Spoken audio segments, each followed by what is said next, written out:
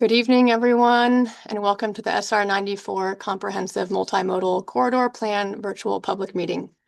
My name is Rachel, and I'll be your moderator tonight on behalf of SANDAG and Caltrans.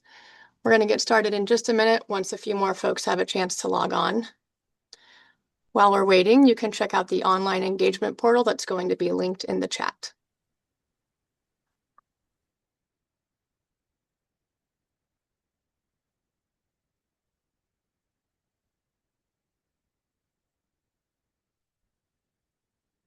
Will you be setting up, this is Yilka, will you be setting up the Spanish channel? Yes, we're going to do that momentarily once we give a few more folks a chance to join. Got it, thank you. All right, I think with that, we have reached critical mass, so we're going to go ahead and get started. We're really glad everyone is here. Before we dive in, a quick note on interpretation. If you need Spanish language interpretation, please click the interpretation button at the bottom of your screen and select Spanish. Instructions are also on your screen now, and we'll be sharing a link to the Spanish translated material in the chat. I'm going to introduce our interpreter, Yelka, to share more information on how to participate in Spanish. Go ahead, Yelka. Muy buenas tardes, yo soy la intérprete Yilka Vargas. Si tienen alguna pregunta, por favor, sigan las instrucciones en la pantalla para cambiar el canal a español.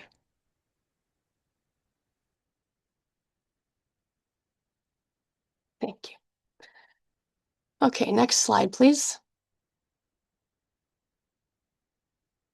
A few ground rules for the webinar tonight. Your microphone will be muted during the presentation, but we want to hear from you.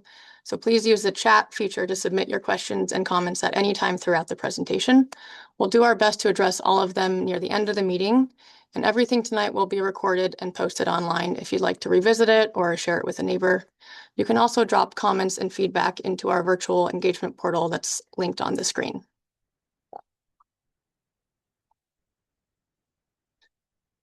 The California Department of Transportation, Caltrans, and San Diego Association of Governments, SANDAG, assure that no person shall be excluded from participation in, be denied the benefits of, or be otherwise subjected to discrimination under any program or activity as required by the Title VI of the Civil Rights Act of 1964, as amended the Civil Rights Restoration Act of 1987, and Federal Executive Order 12898 and the Americans with Disability Act of 1990 and other federal state laws.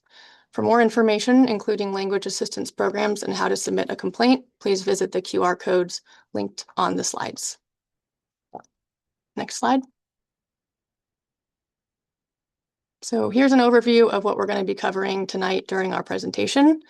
The SR94 corridor stretches from downtown San Diego all the way to Jamul, and it includes the entire MLK segment as well as a portion of the Campo Road segment of the 94 and is home to hundreds of thousands of people. Your perspective on how you move through this area every day is exactly the kind of information we want to hear so we can get this plan right. So with that, let's get started with a quick poll question. We are wondering how you heard about tonight's workshop. We really appreciate everyone taking the time to attend this evening tonight and answer these questions. For us to know about how the word travels about our meetings really helps us make sure we're reaching people through the right channels. We do a lot of outreach from emails to social media, and we've partnered with community organizations on this project. So it's really helpful for us to hear how people became aware of the meeting.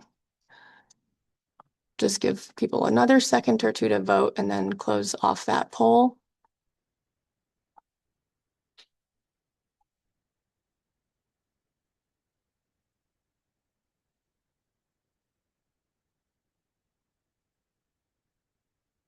All right.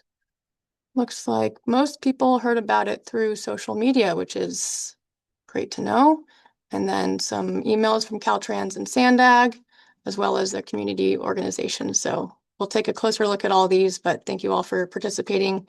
And with that, I'm going to introduce our first presenter tonight, who is Rachel Kennedy. She is the Integrated Transportation Manager at SANDAG, and she's going to start tonight's presentation with an overview of the regional plan. Take it away, Rachel. Great, thank you. And thank you all for joining us this evening. We really appreciate you taking some time out of your busy schedules to learn a little bit more about the State Route 94 Corridor Plan and to give us your input and ideas. So the first topic we have tonight is a brief overview of the 2025 regional plan. And some of you may have shared your comments on projects in your community through the recent regional plan process. Here you can see a map of the final 2025 regional plan network. And every 4 years, SANDAG prepares a regional plan in collaboration with the 18 cities and the County of San Diego, as well as regional, state, and federal partners. The plan uses a data-driven approach to identify transportation projects and programs that help people access jobs, education, and services, and serves as a blueprint for how the region can grow and how people can move out to the year 2050. SANDAG is required to update the regional plan every 4 years, and the transportation projects that are included in this plan must meet federal air quality standards and state requirements to reduce greenhouse gas emissions and vehicle miles traveled. And the current 2025 regional plan was approved by the SANDAG Board of Directors in December of 2025. If we move on to the next slides, we can learn a little bit about comprehensive multimodal corridor plans, sometimes referred to as CMCPs. And these plans are joint efforts between SANDAG and Caltrans District 11. Here on this map, you can see where some corridor plans have been completed in the past and where others may be done in the future. Again, we use data and input from the public to develop these plans and to propose different solutions and projects that can help to build more efficient transportation networks, help to support climate initiatives, and improve access for residents, commuters, visitors, and freight that might be moving around our region as well. Within these corridor plans, they contain a number of individual projects and programs and policies.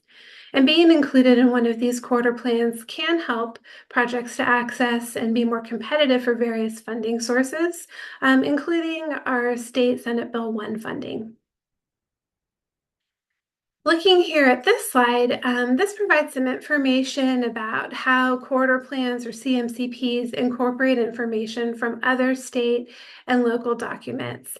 This includes the Regional Transportation Plan that I mentioned, the Climate Action Plan for Transportation Infrastructure, the California Transportation Plan, and many other local community plans. And those are represented over on the left-hand side of the screen. After a CMCP is completed, individual projects, programs, and policies that are outlined in the document can apply for various federal, state, and local funding opportunities. And ordinarily, we are unfortunately not able to fund all of the projects that are in a corridor plan at one time. And usually they kind of move through the process of seeking funding as individual projects. Once we secure funding, those projects move into what is known as the Regional Transportation Improvement Program, which is represented by the document with the purple cover there in the middle. And that's a 5-year, multi-billion-dollar program for major transportation projects which have secured funding from state, federal, and local sources. From there, additional environmental analysis, design, and construction phases occur to make projects a reality. So based on prior plans like the regional plan and others that have been completed in your jurisdictions, input from the public and data analysis, the project team will develop different improvement strategies throughout the State Route 94 corridor and its surrounding area. The categories that you see here will have different types of projects that can help people to move more efficiently. And then these improvement strategies will build on the needs of the various transportation travel modes, things like highways, transit, bike and pedestrian projects. And together they'll create a layered multimodal network of strategies that can work together to help people move more easily around our region. So next I'll pass it to the SANDAG project manager for this effort, Paula Zamudio. Thank you, Rachel. Moving on to talk about the State Route 94 CMCP. Here you can see our study area that extends from downtown San Diego on the west end, where the 94 begins, and continues east through the cities of San Diego, La Mesa, Lemon Grove, and into the county of San Diego, ending at Jamul Indian Village. Generally, the study area has a 2-mile buffer north and south of State Route 94, and the border is represented by that darker blue outline you see. The study area includes the full extent of the MLK segment of the 94, as well as a portion of the Campo Road segment. We recognize that State Route 94 doesn't end at Jamul Indian Village, which is our eastern project limit. So we are conducting a separate study that will be included as an appendix to this CMCP that will look at the area east of Jamul Indian Village, all the way to the Tecate border along the 94. And then for the purposes of consistency using the census tracts in the project area, we have an area of analysis, which is represented by that lighter blue area outside of the project area border. So we will be looking at the data outside of the project area. However, the transportation solutions will be focused within the project area. So State Route 94 is one of the primary east-west routes through central San Diego, serving high commuter volumes during peak periods. It links neighborhoods, job centers, schools, services, regional travel corridors, which is why the plan needs to consider many travel modes, like the previous slide where Rachel shared all those colorful squares. We're not just looking at highway movement. And of course, the corridor is bigger than a single freeway segment. It connects local communities to the regional network, and travel needs vary by location. So downtown access, neighborhood connections, transit, walking, biking, freight, and rural access all matter. We're looking at all of those. We also recognize that community input is essential because people experience the corridor differently depending on how they travel. We are not starting from scratch, and we've pulled comments related to this project area from the 2021 and 2025 regional plan outreach efforts, as well as pulling comments that have been shared and documented in past studies that have taken place in the project area. So we'll be sharing several maps in the next few slides. Each of them is going to represent the area of analysis, again, because we are looking at data from the complete census tracts. Here, we're showing that overall continued growth and denser development is going to be forecasted for 2050, indicating the importance of transportation solutions that are going to support that growth. Of the total population that's within this area of analysis, 13.9% are seniors as of 2022. And by 2035, this figure is expected to increase to 19%. This increase is notable as senior populations may be more dependent on alternative modes of travel. And then we'll just note that Sherman Heights and Naval Base San Diego have the highest percentages of households with 0 vehicles, with more than 50% not owning a vehicle. These conditions indicate a strong potential demand for expanded active transportation infrastructure and transit for residents without access to a personal vehicle. Thanks, Paula. Okay, time for another poll. We've been looking at the corridor from a planning perspective, and now we'd like to look at it from yours. So let us know how you actually get around the SR 94. You can select every mode that applies to you or every purpose for your trips. This helps us understand who is in the virtual room with us tonight. We'll just give you a few more seconds to answer this. Knowing how people use the corridor helps us ask the right questions and shape the solutions that we're exploring as part of this plan.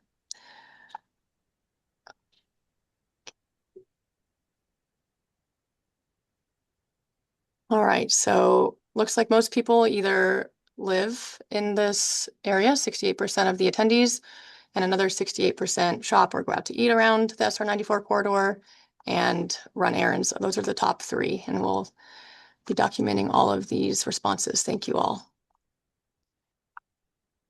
I'm going to pass it back to Paula to keep presenting. Thank you, Rachel. So next, Caltrans System Planning Branch Chief Melina Pereira and I are going to share what the data is showing us, as well as what we've heard so far from jurisdictions and planning and community groups. Melina taking the first one. Thank you, Paula. So here are some of the public transportation key takeaways. The orange line is the dominant rail service with 18 stations within the area of analysis and plays a critical role in serving Southeast San Diego County and East County communities. Portions of the blue line and green line trolley lines serve the areas as well, with more limited stations located in the study area. The green line trolley lines serve the areas, and while the 32 bus routes operate within the area of analysis, ridership is concentrated on a small number of high-performing routes, including Route 3 and 13. Future plans include the addition of 20 rapid bus routes and 6 microtransit zones within the area of analysis. And microtransit provides provides rides for up to 15 passengers within a defined service area on a fixed or on-demand route. So the vehicles can be any type of gas or electric car, van, or bus. So while there are a number of transit routes currently serving portions of the study area, we have heard that there is a need for more frequent service that arrives on schedule. We have also heard that more amenities like benches, shade, lighting, and restrooms are needed to make using transit more pleasant. More routes are also needed to take people where they want to go, and sidewalks are currently missing in some of the communities, so making the walk to and from transit stations challenging.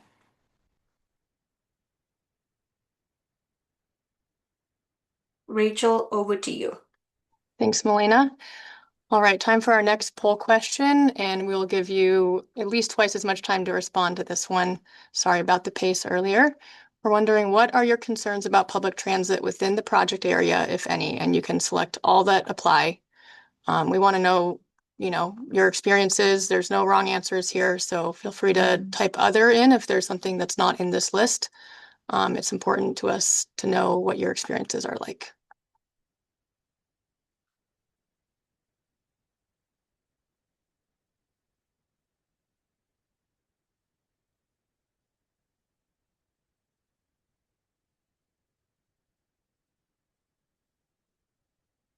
We'll give people another 20 seconds or so take your time.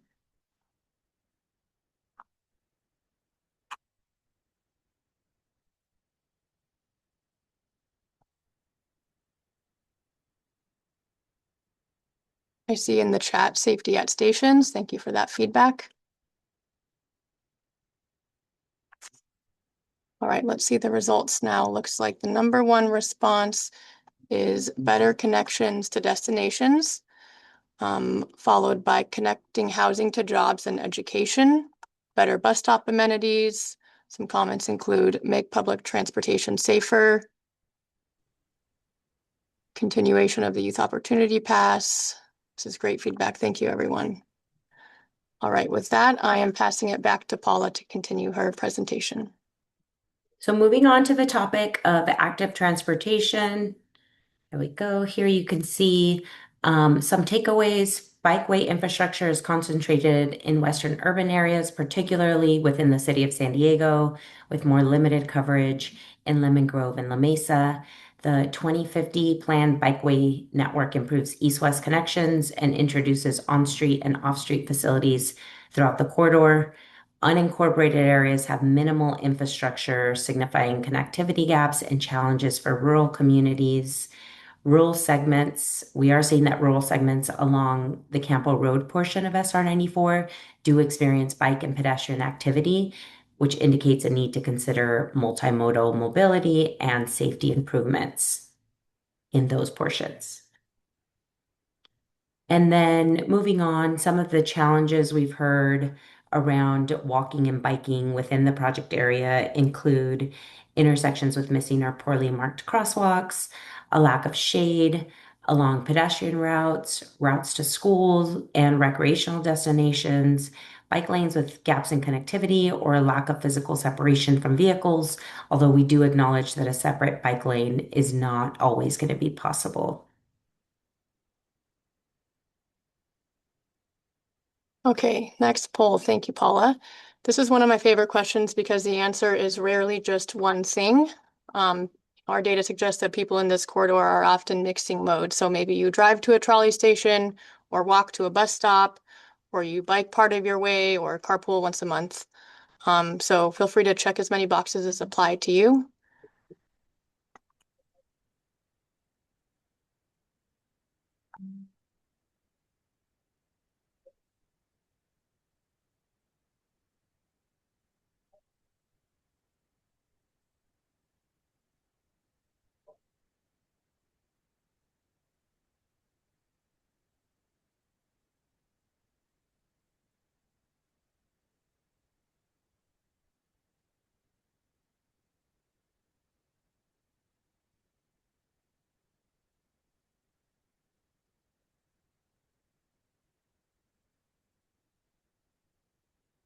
All right, looks like 100% of people at some point drive a car.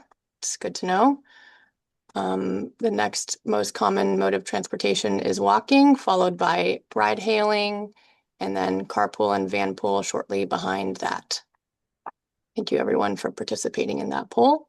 And now I'm going to pass it back to Melina to keep presenting on the existing conditions. Thank you, Rachel. Estimated daily traffic volume in the study area is calculated by the total number of vehicles traveling on a roadway over the course of a typical day. So this map helps illustrate daily traffic volumes along this corridor. So sections with more than 70,000 vehicles per weekday are concentrated in the urbanized area of the area of analysis. Sections with 40 to 70,000 vehicles per weekday can be found on connecting interstates and on State Route 94 as it crosses into Lemon Grove and La Mesa. Going east, daily traffic volumes decrease 20 to 40,000 on 94 by Spring Valley and increase 40 to 70,000 as they reach Hamul Indian Village. In 2022, the daily residential vehicle miles traveled, or VMT, per capita within the area of analysis was 14.5 miles per person, which is below the regional average of 16.7 miles per person. This suggests residents in the study area generally travel shorter distances daily compared to the region overall. VMT per resident tends to increase farther away from the urban core. So communities in suburban and rural areas often require longer trips to access jobs, school, shopping, and services, which contributes to higher travel distances. Within the area of analysis, East County residents generally exhibit the highest VMT levels, and this reflects the greater distances between destinations and more limited access to alternative transportation options in these areas. Looking ahead, VMT per capita is generally anticipated to decrease over time throughout the 94 area of analysis. Factors contributing to this trend may include improved transportation options, changes in land use patterns, and continued efforts to support shorter and more efficient trips. Some roadway challenges that we have heard about include traffic congestion, especially during peak hours, congestion around off and on ramps associated with people merging in and out of the highway and to different connectors. Some other challenges include commuting alongside truck traffic, difficulty connecting, and limited north-south connections, and congestion on surface streets near freeway entrances. We have also heard that it's important for people to easily and safely get around their community. And I will now pass it over back to Rachel. Thanks, Melina. Okay, we're seeing some feedback come in the chat already, but we'd like to know about what are your concerns about roadways within the project area, if any, and you can, of course, select other options and type those into the chat. This is about the roads themselves, from surface conditions to how traffic flows. For local roads, it could mean potholes. For freeways, it could mean pavement, repaving, things like that.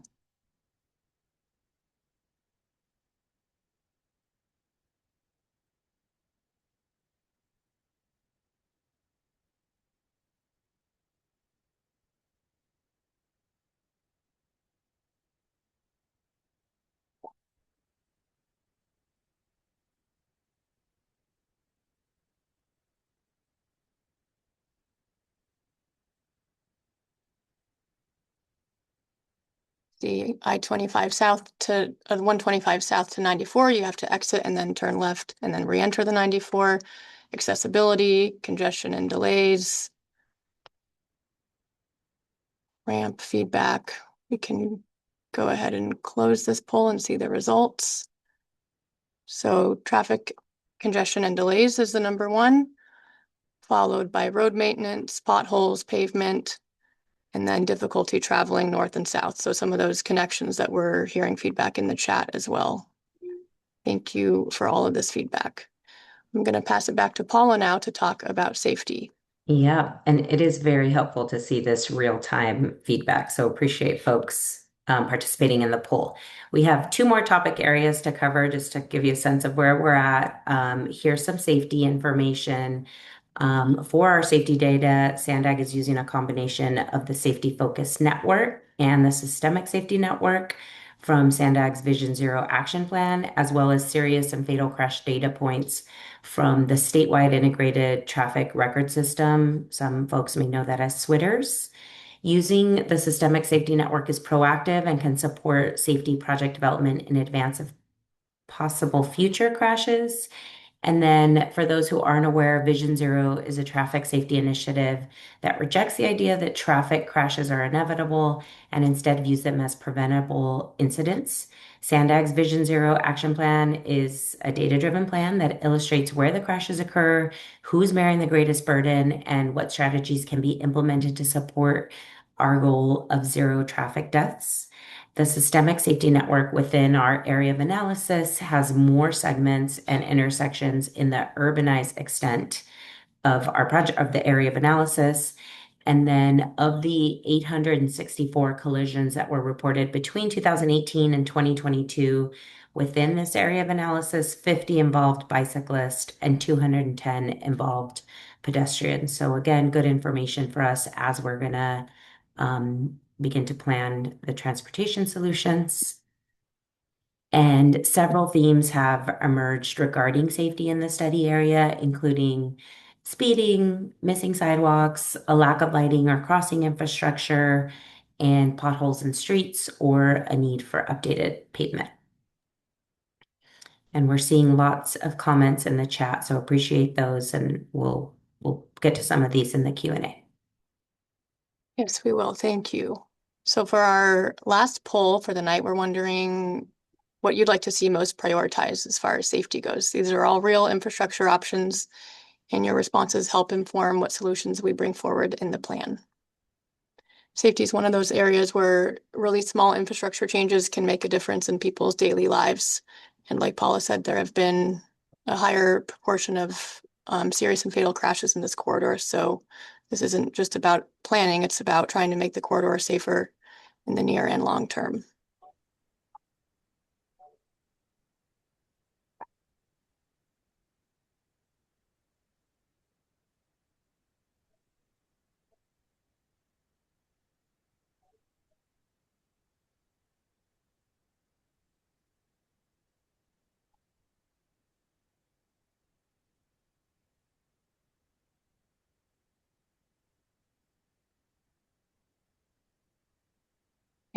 Comments about lower posted speed limits, enforcement, reducing speeding.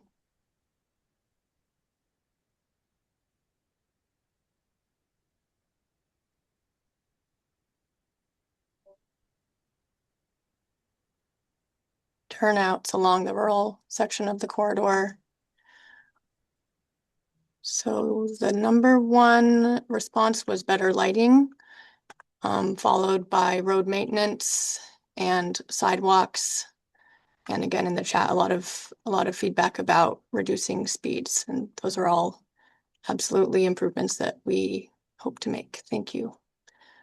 Okay, I'm going to pass it back to Melina now, and then we are in the home stretch. Thanks, Rachel. So here are some resiliency key takeaways. This corridor has sections of very high fire severity zones, including the red area you see on the map in the rural eastern portion of the area of analysis, along with the smaller area near the western limit that is around the canyons of Balboa Park.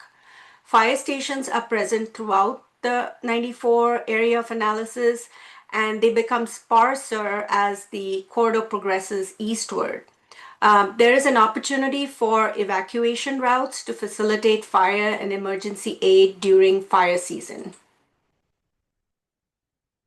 Resiliency challenges include air quality and noise pollution, emergency evacuation, and fire and flooding risks. As we've seen with flooding in southeastern San Diego and fires in the eastern portion of the area of analysis, the CMCP has an opportunity to advance sustainability and resilience with a focus on air quality, heat, stormwater, habitat, and creek or wildfire restoration. Some areas experience frequent road closures due to flooding. And I will pass it back to you, Rachel. Thanks, Melina. Okay, we are just a couple slides away from answering your questions. I'm just going to overview what our engagement process looked like for this project, kind of what's happened so far, where we're at tonight, and how you can continue to stay involved as this plan develops. So there's kind of three main phases of outreach, and we're in phase one, which is really focused on collecting your input. So tonight's a great opportunity to do that. We've been attending community planning group meetings and hosting pop-ups, and working with some awesome community-based organizations like Mid-City Can, Urban Collaborative Project, and City Heights CDC. Sounds like they helped spread the word for tonight's meeting to some of you.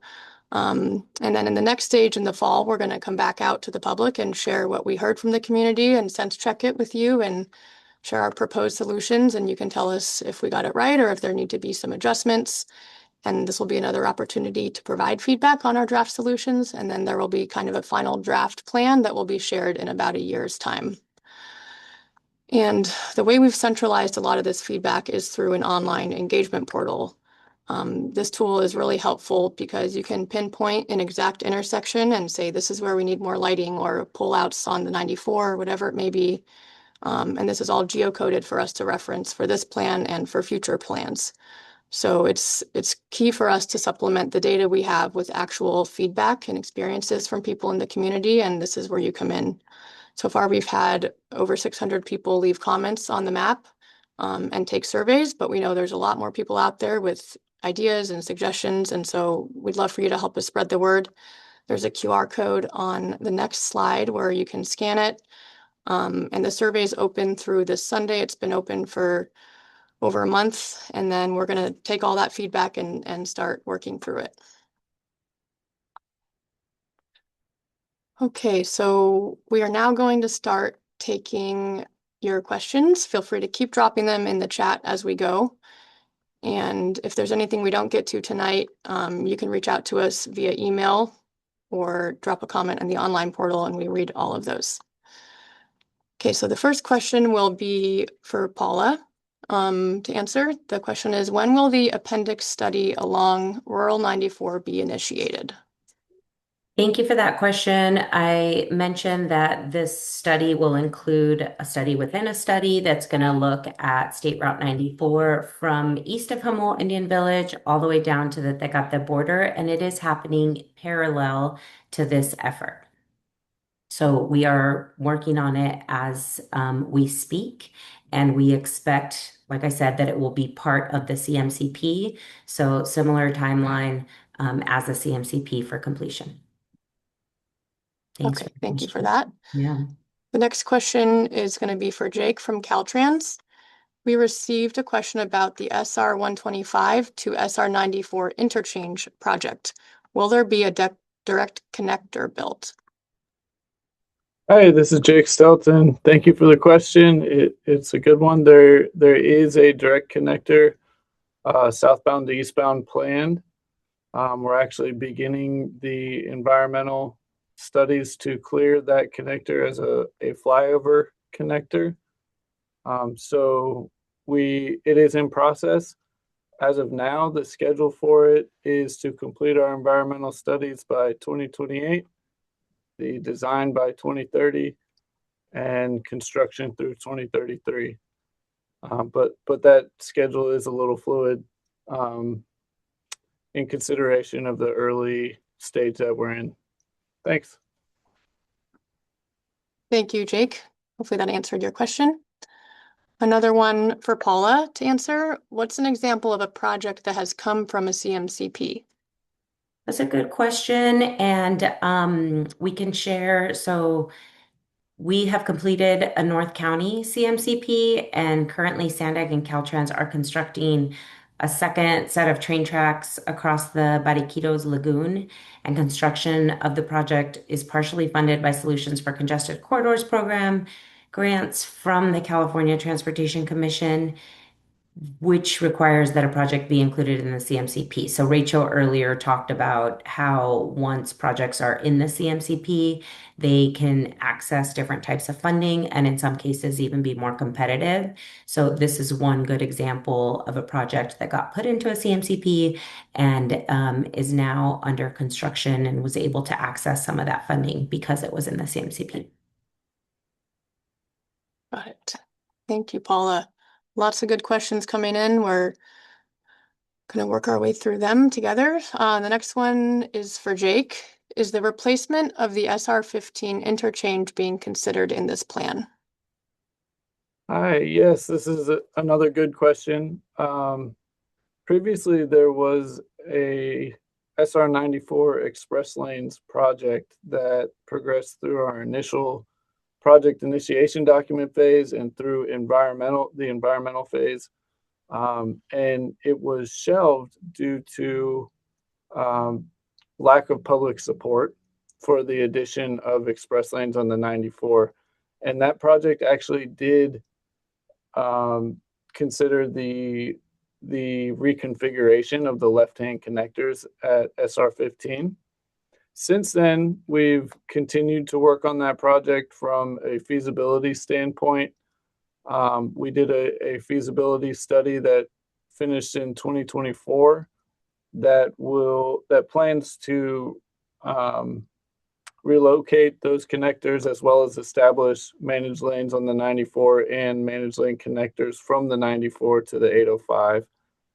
But there are multiple alternatives considered in that feasibility study, some of which those I-15 connectors are relocated and other alternatives which they're not. So that it's a long way of saying maybe, but we are certainly looking at it, and I highly anticipate it being included in this CMCP.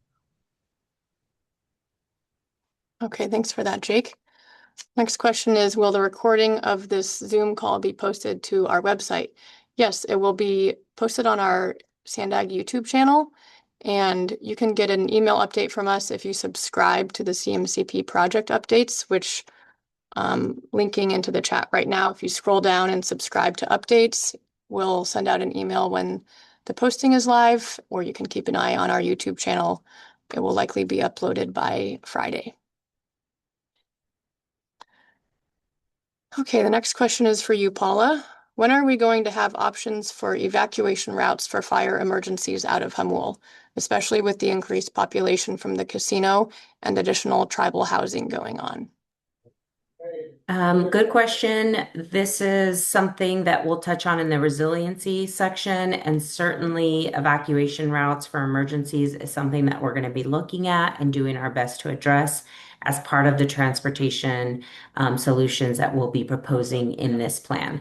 As far as when, there's not a set timeline for any of the projects.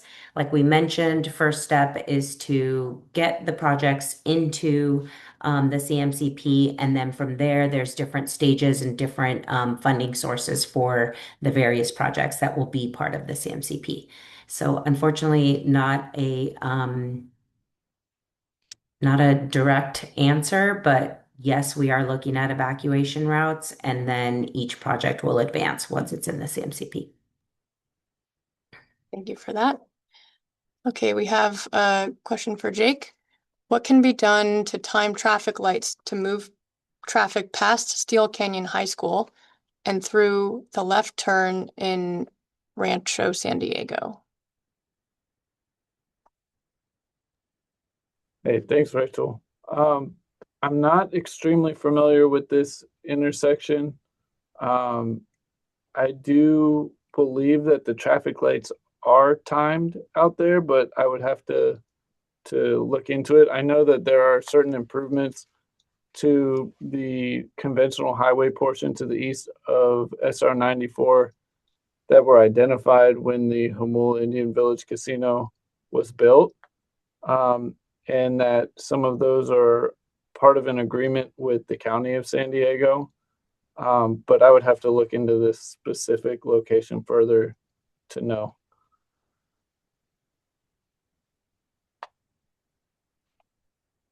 Thank you for that. If people want to drop their email in, if they'd like to follow up with us on specific questions like that, we can get in touch with you afterwards. The next question is for Rachel Kennedy. Does SANDAG have the bandwidth for a disaster preparedness, for disaster preparedness, i.e. flooding? Yeah. So good question. Within the corridor plan, we're looking to identify all the different types of needs and interests in projects and improvements.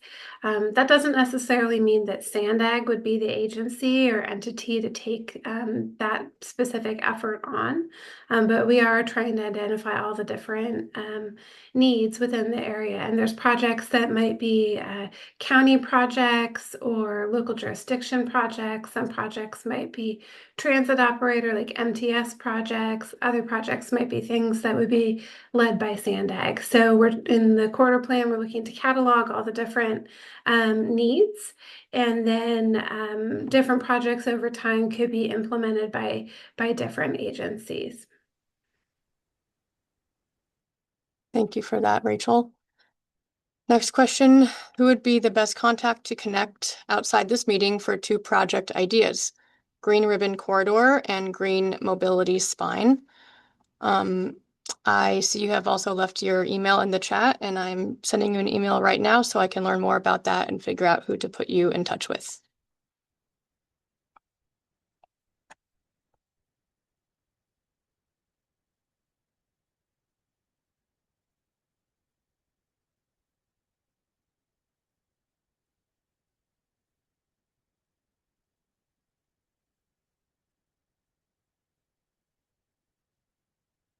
All right, another question. This one's going to be answered by Tim Garrett, who's an associate regional planner at SANDAG. There was recently a video about the airport transit connector on the overhead wire channel that advocates for an eastward extension down Market Street to Euclid Avenue Station. Is SANDAG aware of this / thoughts ? Great. Yeah, thank you for that question. I'm not aware of that video. Definitely take a look at that. We do have some planning that we're working on right now for the airport transit connection. So we have a planning study, and there's actually going to be an update coming likely to our transportation committee soon. So there'll be some project updates on that. It's a little further outside of this study area, but we definitely appreciate the suggestion. We can take a look at that. As Rachel mentioned at the beginning of the webinar, we do have the 2025 regional plan, which has a number of transit projects included for the future. So that includes upgrades to existing transit routes like the Orange Line, which is really that main east-west route in the corridor, as well as upgrades to local service and a whole bunch of new rapid routes as well. So we'll take a look at that. Appreciate the suggestion. Thanks for that, Tim. Okay, the next question is for Paula. Jake, you can also jump in if you know the answer to this one. When will there be an updated traffic study for the SR94 corridor, including southeast of the Hamul Casino? So I'll start, but yeah, maybe Jake can chime in as well. So the CMCP will not do any individual studies. It might be helpful if there's a specific location you're looking for a traffic study on, but I'm not aware of any efforts for updated traffic studies around Hamul Casino. Yeah, Paula, I am not aware of any plans for updated traffic studies in the near future. I do know that part of that agreement for development of that casino was that the traffic volumes would be monitored, essentially on what frequency, I don't know. But that Hamul Indian Village could be responsible for additional improvements to SR94 in the area if traffic volumes increased due to the casino in a greater fashion than was anticipated. So likely those traffic volumes are being monitored, but I will certainly follow up and look into that. Thanks for that, Jake. And I see who that came from, and we've been in touch, so we can circle back.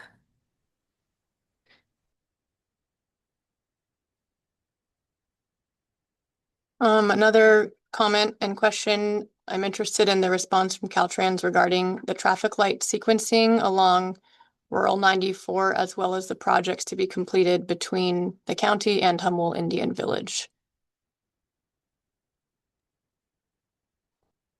Yeah, that's a great question. I think that kind of goes along the same lines of the previous question regarding traffic light sequencing. I believe that those projects were included in the agreement with Hamul Indian Village. I'm not certain. I'd have to look into that. But essentially, I think we would need to follow up with the county on those projects that were included in that agreement. Okay, so to the person who asked that question, we have some following up to do, but we do have your information. Another question for you, Jake. Is there any plan to update the 94/Jefferson Road intersection with the new development going in? Not sure if you know the answer to that. Sorry, I'm trying to imagine where that is. Is there any plan to update 94 Jefferson Road? I'm not familiar with that, so I'll have to look into that as well. Okay. Yeah, maybe they can specify. Oh, I see. It's off to the east in the conventional county. So that's in Hamul. Probably unfortunately, a similar response to what I've had in the past on the timing and sequencing. Okay. A quick question, just curious how many attended this webinar tonight. Right now we have 43 people on. Thank you all that are still here. And at one point, I think we had maybe 45 or a little more than that. Question for Tim Garrett. Does SANDAG plan to extend the Southeastern Connect program beyond December 2026? If so, what kind of ridership goals or funding does SANDAG need to reach? Sure. Yeah. Thank you for that question. So a lot of these microtransit pilots are pilots. They're funded kind of through one-time funding. So they're often operating for a year or 2 years. And it's really important because these microtransit programs are really new. And so state agencies, federal agencies, et cetera, they're really curious to know what the benchmarks for things like microtransit should be so that we can identify, evaluate them and understand what appropriate thresholds are. And so decision makers can understand if they want to make things permanent. At the moment, I believe the Southeastern Connect is planned to end in December 2026. But with that said, SANDAG does have a grant program that is actually available now. There's a call for projects out. the Flexible Fleets grant program. So that is looking to fund some additional microtransit pilots to continue on into the future. So I know that local jurisdictions are really interested in that, and there's some other organizations. So there are probably going to be more happening, even if it might not be that Southeastern Connect one. Thanks for that, Tim. I'm seeing a question with respect to the development at Jefferson and 94. Would you please update us as to what Caltrans' response was to the county on this development? I think you're asking for us to update you when Caltrans speaks with the county. If so, can you drop your email in the chat? And if not, can you clarify that question? And some comments. We love the Southeast Connect system and the flexible fleets. That's great to hear. We love it too. Thank you. Got your email. I'm not seeing any other questions come in, so we'll give people another chance to add anything else they want while we have the project team on. And if not, then we will let everyone get on with their evening. Hopefully delicious dinner, maybe a walk while it's still light out. Can we just share the quick overall schedule before we let folks go, Rachel? Yes, definitely. Some of this has already been shared via Rachel, but this just shows our project timeline. I would say we're right in between sort of that first arrow and working our way into the second. Once we develop the transportation solutions, like Rachel shared earlier, we'll come back out, make sure we understood everyone's input correctly. We'll share the solutions later this year, perhaps into early 2027. And then the final step is to put the final plan out. We expect that the work's going to wrap up in the spring of 2027. So relatively soon. We'll continue to keep folks engaged. I think we just have one more slide that's got our contact information. If you haven't already signed up to get our email notifications, please do. And of course, if you have any questions, don't hesitate to reach out to the project team.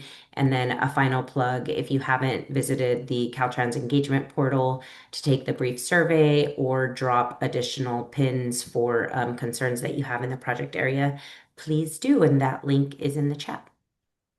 Thanks, And Paula. enjoy And your delicious dinners. yeah, we do have a couple more questions. So if folks want to hop off, feel free to. We're going to stop taking questions and just answer the ones we have left at this point so we can wrap up on time. Previous proposals included the addition of extra parking spaces at traffic lights along the route from SR 54 to Hamul. Why not widen the entire section to accommodate the traffic without creating congestion points? LOS is unacceptable through the entire segment.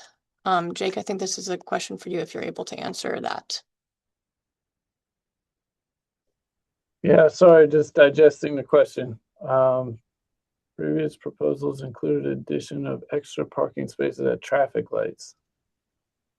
I'm not familiar with the proposal for parking spaces at traffic lights. The question of why not to widen the entire segment, I think that's something that may be supported by some, but also probably actively fought against by others, right? It may be a solution to increase level of service along that segment of SR 94, but would also trigger a lot of development along that portion as well. Like I mentioned before, I don't know if we have any upcoming traffic studies on SR 94, but that would be the first step.